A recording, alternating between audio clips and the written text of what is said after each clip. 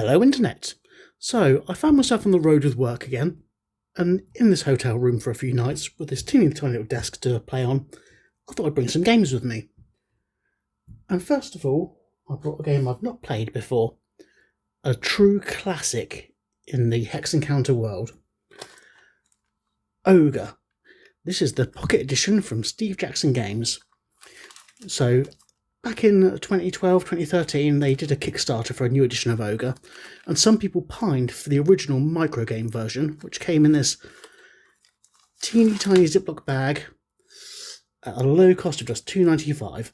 And as one of the goals of this Kickstarter, they decided to reproduce this with a few modern improvements. So, being this teeny tiny Pocket Edition and having a small desk, I thought this would be a great little game to just play with on an evening while I'm stuck in this hotel room. So let's see what's inside the bag.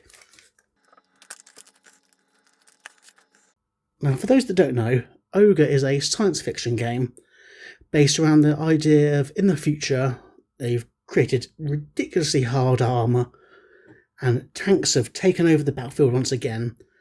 There are infantry troops with jump packs and this really strong armour. There's hovercraft flying around, there's tanks, missiles, but the key of the battlefield, the OGRE itself, is this giant 90km/h rolling tank, which is completely cybernetically controlled. There's no human involvement, just this giant robot of death taking out entire armies.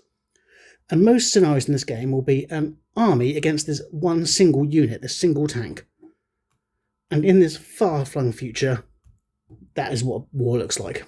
So let's see what's involved in this Pocket Edition. Well, first up we've got the rules.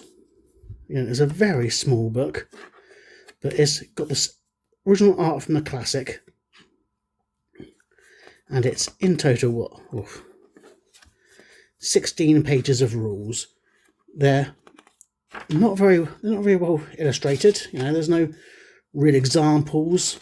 It's just 2 pages of simple rules broken down. Scenarios, combat, optional rules, the combat results table at the back, little explanation. This is the closest thing you get to a player aid, really, and the closest thing you get to an example play here. But again, at its core, it's a really simple game with just one giant unit on one side, forces on the other fight each other, and a very limited action. But there should be somewhere in here. Oh, here we go. I'll say these are the 2 record sheets for the OGRE vehicles, the Mark III and the Mark V. Again, it's just putting out text of what they can do, with each circle being like a damage point, like a bit like the boxes you tick off when playing Battletech as your mech gets shot to pieces. It details your weapons and their strengths. So yeah, really simple game rules, really tight, concise, 2-player game, but again, there's not really any hidden info, so it's going to be really easy to solo, especially with the OGRE being on one side. I can kind of think up a set of rules for the OGRE itself, which will really play in well with the theme of it being a cybernetically driven monster tank, make it a bit programmatical. Next up, we have the map. And this is the entire game area itself. Ooh. So you've got a bit of open ground going into this really, really simple. There's lines on hex sides that represent ridges, black spots which signify craters that you can't enter. Again, really simple design, and easily fits on this little play table. And lastly, we have the counters, which are sealed in. Let's see if I can get into them first.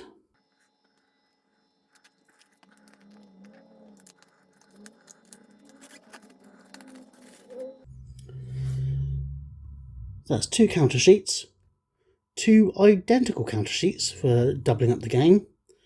And on one side you've got the white side with their infantry, their missile tanks, their heavy tanks, the GVs, those are the hovercraft to talk about, which also became the follow-up game to this, was GEV.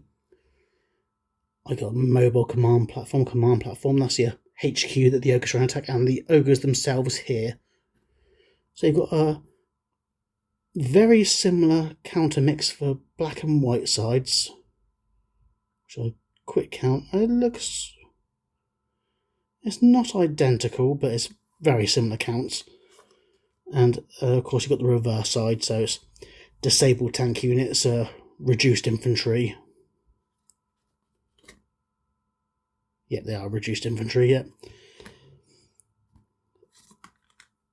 And the tanks are just, and the ogres themselves, they don't get reduced, it's just a white on one side, grey on the other.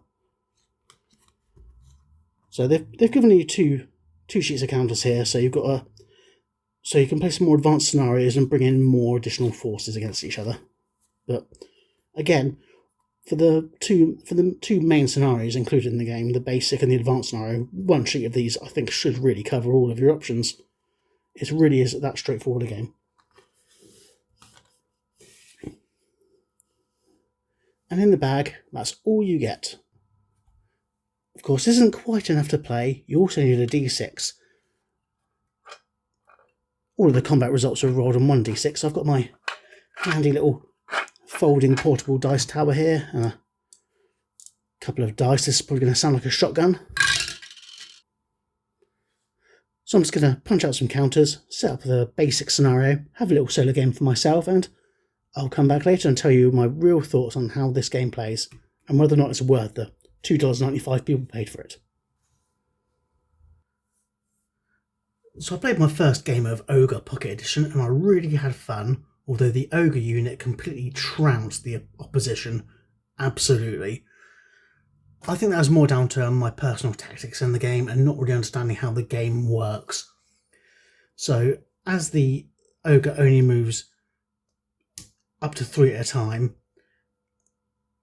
and has so many different weapons, it's got, on this little DIY record sheet I made, you can see it's got 2 missiles, a main battery, 4 secondary batteries, 8 anti-personnel weapons, and all the tread units. The tread units is basically the mobility of the vehicle. And as the attackers attacking the ogre, you can aim for the weapons, which will have relatively high defense, or aim for the tread units, which you damage on a 5 or 6, and then your firepower is taken off there. Now, I was focusing on getting rid of the weapons, making it as infeasible for it to do attacks as I could, but that was obviously not the way to go, because although I did get rid of 50% of the weaponry, it was still moving. If you destroy the tread units, it slows down and goes from 3 hexes a turn to just 2 hexes a turn, and that can make a huge difference. Likewise, I was only moving in a couple of units at a time. Like early on, the GEVs, where are they? So the GEV here, just to explain a little bit the combat system. So each of the units has a stat at the bottom, the 2/2, so it's got a firepower 2 and a range of 2, and in the top left corner it's got a defense of 2.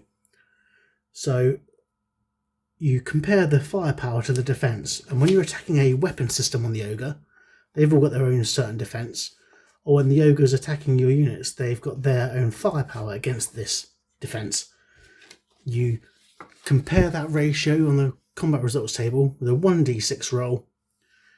X's here are eliminations, NE is no effect, and D, if it's a tank or infantry unit, then it's a disable for a tank or a reduction for the infantry.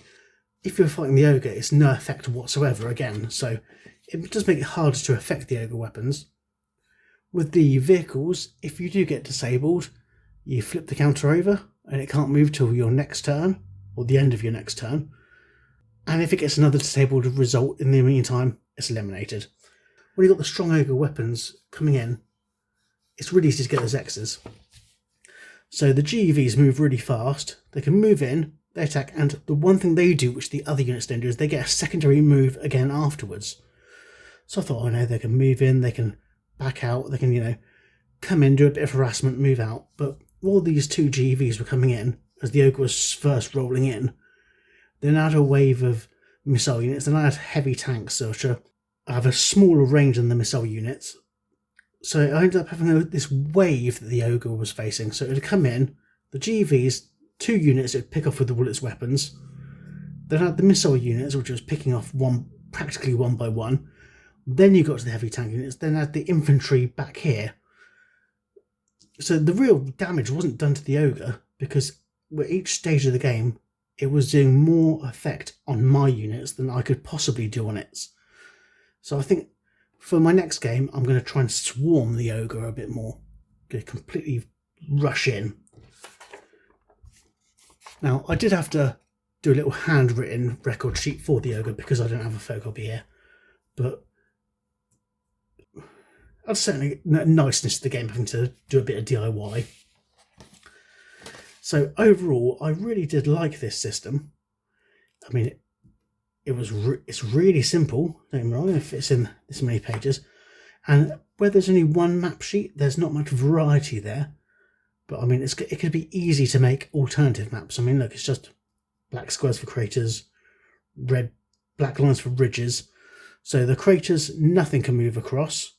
And the ridges, only infantry and the ogre can move across. So they channel the tanks a bit more. But none of them disrupt firepower. If you're in range, you're in range. You can shoot across it no matter what.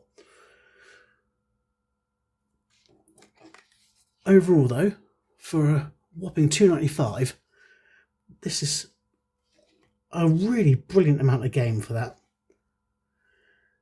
And I can understand why this jump-started Steve Jackson's career, because it's fun, it's affordable, it's got a couple of scenarios in it, it's got a couple of optional rules, it's got extra units which can change how the game plays, and as it's shown over the years in the different editions, it's got the expandability and the versatility. Now, this particular Pocket Edition was a bonus to a Kickstarter. I picked it after the fact for about £10. Even at £10, I'm happy with it. But if this is something you want to try, you probably can't find this, and the big box editions of Ogre are significantly more than $2.95. But if you go on the Steve Jackson website, there's all sorts of print and play files to make your own version of Ogre. It has counters similar to in this style. It's got higher quality maps, it's got map modifications, it's got I think it's an even more advanced rule system. If you've never played Ogre and you want to do a bit of classic sci-fi gaming, I really recommend getting the print and play version and making yourself a little set. As shown by Burning Banners, there's a thirst for fantasy games and sci-fi games to come back to the X Encounter world, where it's been nothing but historical simulations for so long. And with the success of Red Dust Rebellion, you can see there is, in this little corner of the niche hobby, there is a hole that needs to be filled with sci-fi. And MMP are looking at it. We've heard lots of whispers about Star Leader coming down the line. Their sci-fi version of ASLSK. Very excited for it. There was a rumour going back that Lock and Load Tactical were working on a space infantry module. I think that's probably on the back burner for now, but I'm going to say once again publicly, I really, really want that to come out. But there's a thirst for sci-fi gaming, and you can't go wrong with going back to the roots with Ogre. Simple game, fun game, easy to solo, and thanks to picking up a small version like this, probably more than $2.95 now, or doing a print and play version yourself, is within the grasp of almost any budget.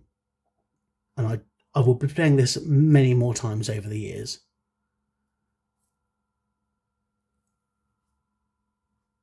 Have you ever played Ogre? What did you think about it? Let me know in the comments, because I always love chatting to you guys.